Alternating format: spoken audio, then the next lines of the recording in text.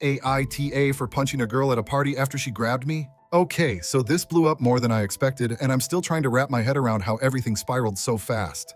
It was just a dumb little house party, nothing wild. One of those, hey, bring your own whatever setups in this guy Josh's house. He goes to my college but mostly hangs with a different crowd.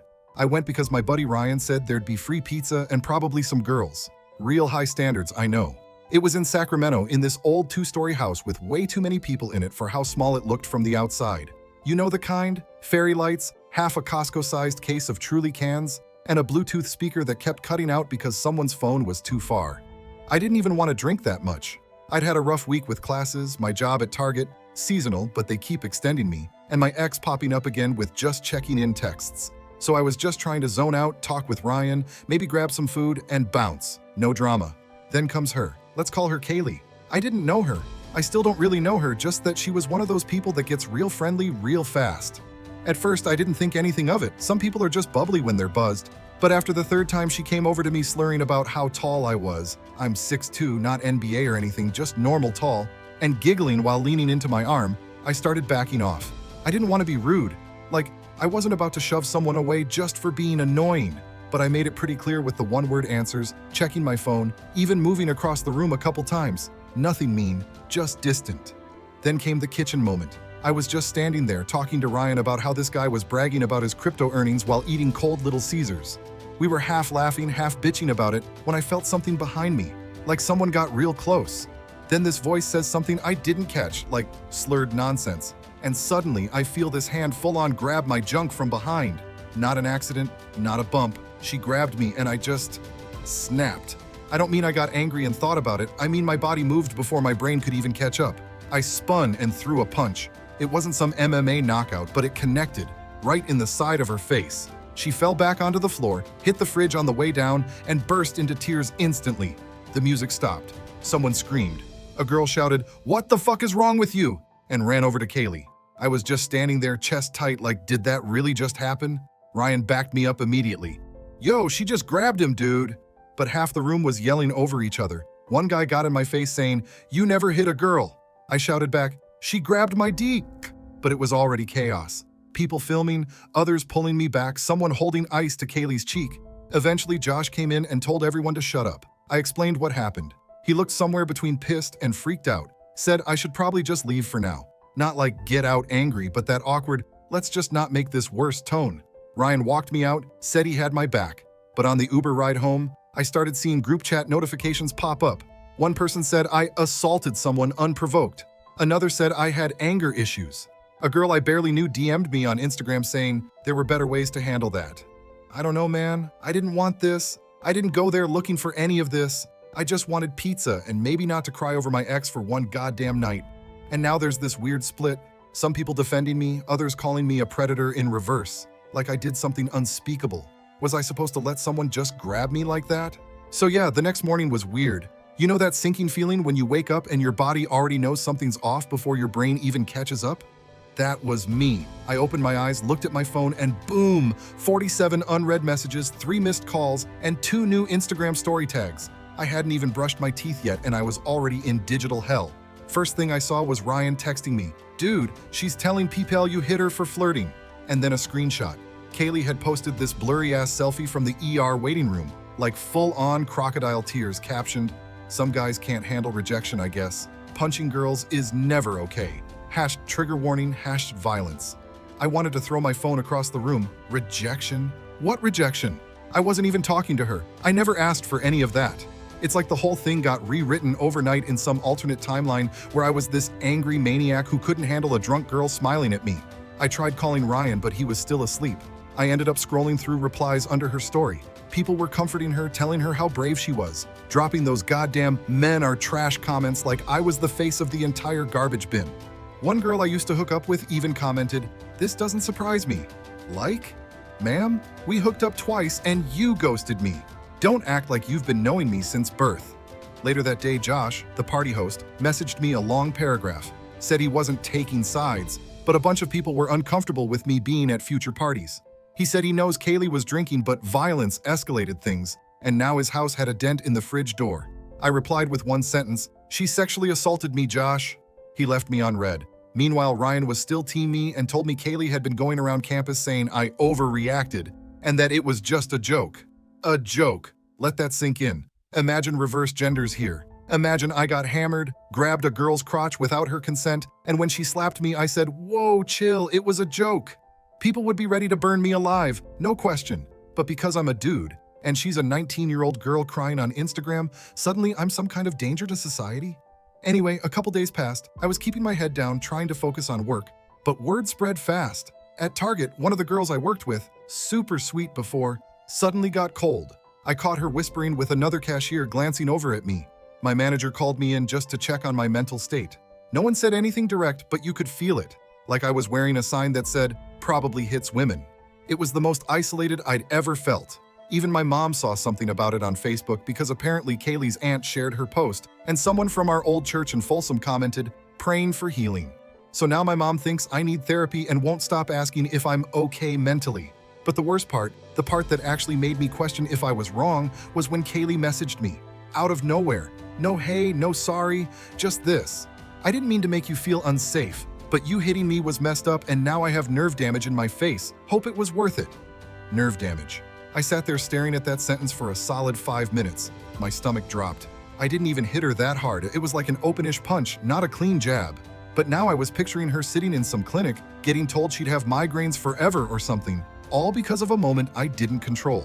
And it made me pause. Like, yeah, she crossed a boundary. Yeah, I reacted. But maybe I could have reacted differently? Maybe I could have pushed her away or walked out or said something louder earlier. I told myself I did what anyone would do, but now it didn't feel that simple. I typed out a message to her 3 times, deleted it each time. One was angry, one was an apology. The third just said, "I didn't mean to hurt you either." Never sent any of them. Instead, I opened Reddit, and here I am, typing it all out because I feel like I'm stuck in this loop of was I justified versus did I just ruin someone's life and mine? And yeah, maybe I'm the asshole, or maybe not.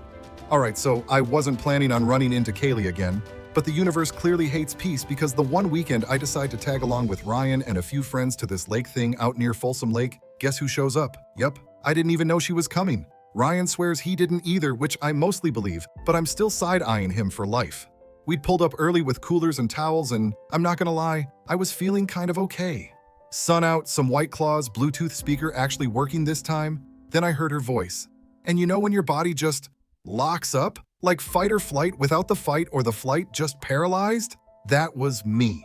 Holding a bag of Doritos, hand midair, just frozen like some messed up NPC glitch. She was laughing with some girl I didn't know and a guy who looked like he wanted to be Post Malone but with less money and more acne. She didn't see me yet, but I saw her, and that alone flipped something in my stomach. Ryan saw my face and just muttered, "Shit." And I was like, "Bro." And he was like, "I didn't know." So I had 2 choices, leave or stay and pretend to be chill. Guess which one my dumb ego chose? At first it was okay. I stuck to my group, barely moved. Kaylee was way down by the water with her little cluster of people, and I figured we could just mutually ignore each other like adults who hate each other. But nope, because again, universe hates peace. At some point, I went to pee behind the trees. No bathrooms, don't judge me. And when I turned around to head back, she was just there. Like a horror movie jump scare, but in yoga shorts. We made eye contact, and she did that tight-lipped smirk thing people do when they're trying not to go nuclear in public. She walks up to me holding one of those canned margaritas and says, "Didn't expect you to show your face." I blinked. "Didn't know this was your lake." She just kind of laughed. Not funny laughed. The kind that makes your skin itch. "I should report you," she said out of nowhere, "for what you did." I said nothing. I just stared at her. But my brain, screaming. Then she added, "You know, everyone thinks you're dangerous now. I'm literally scared to walk around campus." I finally spoke. "You grabbed me, Kaylee." She goes, "It was a joke. I was drunk. It didn't mean anything. You hit me in the face. You're lucky I didn't press charges." I swear I was shaking. Not like tough guy shaking, like adrenaline overload shaking. This girl who violated me, flipped the story, ruined my rep, was now acting like I should be groveling. And I don't know what came over me, but I said, "You want me to say sorry? Fine. I'm sorry I punched you. I'm sorry your face hurts. I'm sorry you can't take responsibility for putting your hands where they don't belong." Her eyes went wide like she didn't expect me to say anything back. She opened her mouth, then closed it. Then she muttered, "You're such a fucking narcissist," and walked away. I stood there, alone, wondering if I just made everything worse. Back at the group, I didn't say a word. Ryan gave me that side glance, and I just shook my head like, Don't even ask. But the tension? Thick. People were whispering. I could feel it. That night, I started thinking about pressing charges myself, like officially, just so I could put my side of the story on paper, in a courtroom, in front of people who have to listen. But I Googled it. Turns out sexual assault cases like that, especially when the genders are flipped, rarely go anywhere unless there's clear video or multiple witnesses. And yeah, Ryan saw her touch me, but it was over in seconds. And let's be real, the court of public opinion already made their decision. Still, something shifted in me that night. Like, I was tired of being the villain in her Instagram soap opera. Tired of letting people put words in my mouth. So I decided to tell someone who wasn't Ryan. A girl, neutral party. Her name's Jasmine. She's in one of my psych classes and we've talked here and there. I just straight up told her the story. No filter, no spin. She listened the whole time, then said, "Damn, that's really messed up." I waited. She added, "Honestly, if a guy did that to me, I'd slap the soul out of him. I don't think you were wrong to react. But I get why people flipped. People don't process reverse situations well." She got it. And I think that's what I needed. Not someone to tell me I was perfect or to baby me, just someone to acknowledge that yeah, it was real. That yeah, it happened. That I wasn't crazy for feeling violated. But the thing is, that conversation gave me something else too. An idea. So remember, Jasmine? After that talk, we started texting. Nothing romantic, just real conversation. It was honestly the first time since the party I didn't feel like I was walking around with a target on my back. She said something that stuck with me. You can't change what happened, but you can control how it gets remembered. And that messed me up a little. Because up until then, the story being told about me, it wasn't mine. It was Kaylee's version, the Instagram filter edition, and everyone just ran with it. So I did what any chronically online person does when they're spiraling. I wrote out the full story, everything. The party, the grab, the punch, the aftermath. I posted it anonymously on Reddit, not an AITA, just a general thread about have you ever been falsely accused or something. I didn't name names, I didn't even mention the city, but I told the truth. And man, the replies, overwhelming. Hundreds of comments. Some people were like, "Yeah, dude, if someone grabbed me like that, I'd swing too." And others were more cautious like, "I get it, but violence always escalates." A few accused me of making it up, obviously, because that's just Reddit. But the majority, they got it. For the first time, I didn't feel crazy.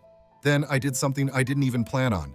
I posted the same story on my private Instagram. Not public, just my followers, my real friends. I didn't tag Kaylee, didn't name her, I just said, "There's been a lot of talk. Here's my side. Take it or leave it."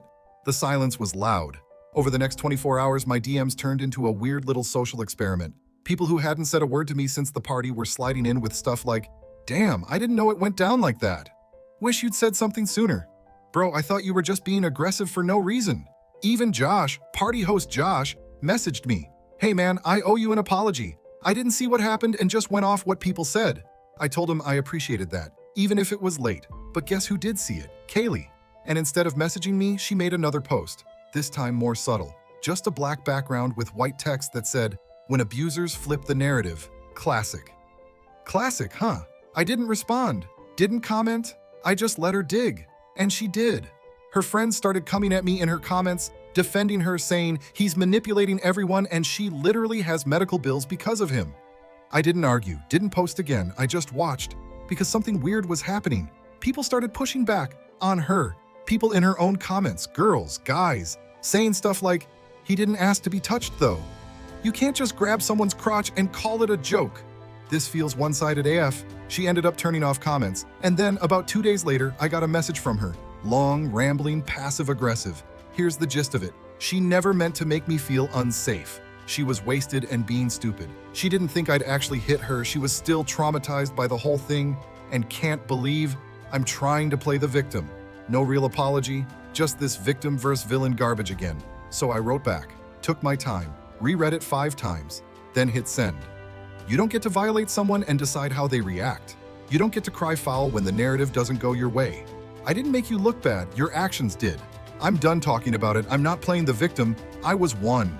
She left me on scene. And that weirdly felt like closure. But the real twist? It didn't end there. Because a week later, Jasmine told me she overheard something. Kaylee was being investigated by student conduct. Apparently, someone anonymously reported the incident to the Title IX office. And the kicker? They think Kaylee is the one who assaulted me. I didn't report her, still haven't. But someone did. Maybe someone from Reddit, or someone who saw my post. I don't know, Jasmine swears she didn't do it, but she told me she wouldn't have blamed anyone who did. I haven't heard anything official yet, but I'm walking around campus with this low-key panic that I'm about to be dragged into meetings or hearings or whatever. And I'm torn, because part of me wants her to face some kind of accountability, but another part of me doesn't want to relive it, doesn't want to deal with more whispering, more second-guessing, more trauma Olympics. I just want it to be done, but maybe that's not up to me anymore. So I did get called in. It was a Tuesday. Cold as hell, weirdly, like California forgot it was spring. I was halfway through my shift at Target when I saw the email. You've been named in a student conduct inquiry. Please report to the Title IX office at your earliest availability. That pit in your stomach? Yeah, it turned into a full-blown sinkhole. I took the next day off and walked into that office feeling like I was heading to court. They sat me down, asked me what happened, from my point of view, and I told them everything. No dramatics, just facts. I even said I wasn't trying to press anything. I just wanted my side on record if someone else had brought it up. The woman interviewing me was calm but firm. She asked if I knew who might have reported it, and I said no, still don't. She told me I had every right to respond physically, but that the school had to assess it under their own policies because violence, even reactive, could still trigger review. So for a solid 2 weeks, I lived in this weird limbo. Every time my phone buzzed, I half expected it to be an expulsion notice. I couldn't focus on anything, couldn't sleep, kept replaying everything, what I could have done different, what I should have done, and it messed with me. I kept thinking, was I becoming the thing they said I was? And then one morning I woke up to an email saying the case was closed. They found sufficient evidence of inappropriate conduct by the reporting party, Kaylee, and determined that my response, while physically escalatory, fell under self-defense due to unwanted sexual contact. No disciplinary action against me. She, however, was being put on temporary academic probation, had to take a conduct course. No mention of her being suspended or anything, but still, it was something. And I wish I could say I felt good, but I didn't. It wasn't satisfying, it was just quiet, like someone hit mute on the chaos, but the damage had already been done. I'd lost friends. I'd been whispered about in hallways. I'd started avoiding any kind of party, and every time someone laughed behind me, I wondered if it was about that night. I kept thinking back to the second after I hit her, the moment her body hit the floor and the music cut out. That half second of silence where I realized, oh shit, I just hit someone. That moment hasn't gone away. A week after the case closed, I ran into Kaylee again. Total accident. She was at the campus Starbucks, standing in line ahead of me. I saw her shoulders tense the second she realized I was behind her. She turned, no makeup, hoodie, looked exhausted. I didn't say anything, wasn't going to, but she looked at me and just said, "They gave me probation." I nodded. I know. Long pause. Then she said something I did not expect. "I didn't mean to touch you like that. I was blackout. I thought I was being funny." I didn't say anything. She looked down at her coffee. "You didn't deserve what came after. I shouldn't have spun it like I did." I just looked at her and said, "Thanks." And that's it. That's all that was said. She grabbed her drink and left. No fake hug, no dramatic scene, just gone. And for once, it felt real. Not perfect, not enough, but honest. So where does that leave me? Still a little bitter, still anxious around crowds. But I've started talking to someone, like a counselor. Jasmine helped set it up. I realized that maybe part of why everything felt so messed up was because I never really unpacked anything before this happened. Like old stuff, ex stuff, family stuff. This just cracked everything open. And maybe that's the worst part, or maybe it's the best. I don't know if I handled everything perfectly. I definitely could have done things different, but I know I'm not a monster. I know what happened to me wasn't okay. And I know that next time, if there ever is a next time, I'll trust myself to speak up sooner, louder. So yeah, that's the whole story. Punching someone should never be your first move, but letting someone violate you and stay silent, that messes you up worse. Anyway, thanks for reading. I needed to get it out. And for the record, I still haven't been back to a party, not because I'm banned, because I don't want to be. Thanks for watching. If you liked the story, hit subscribe. See you in the next one.